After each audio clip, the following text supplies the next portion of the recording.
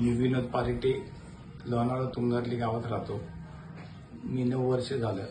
मला ब्लिडिंग वगैरे होते, चालता येत नाही.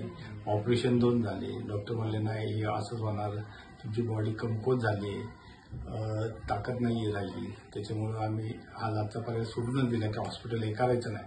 पण माझा एक मेवण्याने एक मिसेसचा नंबर दिला. त्या नंबरमध्ये आम्ही यूट्यूबवर सर्च केलं.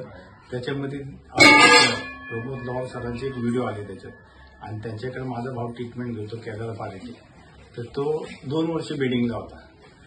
तो 2 का 3 ट्रीटमेंटमध्येच त्याचे चालणं चालू केलं. त्यांनी वॉकर चालू केलं. तिसऱ्या दिवशी तर वॉकर सोडूनच चालायला लागला डायरेक्ट. ती व्हिडिओ बघून आम्ही लगेच लॉर सरांना फोन केला.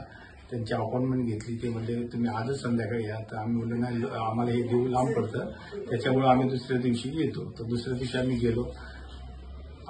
देऊमध्ये गेल्यानंतर त्यांच्या क्लिनिकपाशी गेल्यानंतर आम्ही जरा गप्प झालो की क्लिनिक एवढं छोटं कसं काय.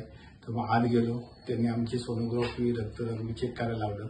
त्याच्यानंतर रिपोर्ट भेटले.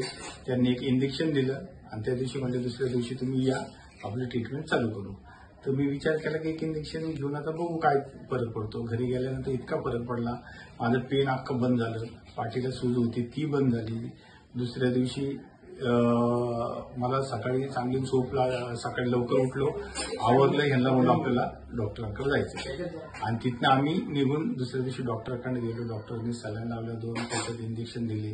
त्याच्यानंतर दुसऱ्या दिवशी ते इतकं बरं वाटलं की वॉकरला मी 10-15 राऊंड मारायला लागलो. त्यांनी गोळ्या औषधं चालू केली आणि आता माझं पेन एकदम बंद झाले. सगळं व्यवस्थित आहे.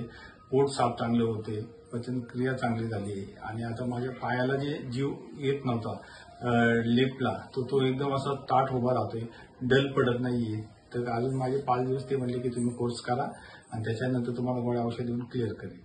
पण नक्की प्रमोद डॉक्टरांनी मला एक आशेचं किरण जागं केलं. कारण का मी पूर्ण थकलो होतो याला की नको जाता बस, आपल्याला काहीच होणार नाही, काय नाही. पण त्यांना भेटलो. त्यांचा देवावरची एक कृपाच म्हणायची की ते आम्हाला लास्टच्या स्टेपला भेटले आणि त्यांच्या हातगुणांनी आणि त्यांचं जे डॉक्टरी नॉलेज आहे त्याच्यामध्ये मी व्यवस्थित झालोय. आणि सगळ्यांनी एक भेट द्यावी. कुणाला काही त्रास असेल तर नक्की लॉर डॉक्टरांकडे जावे.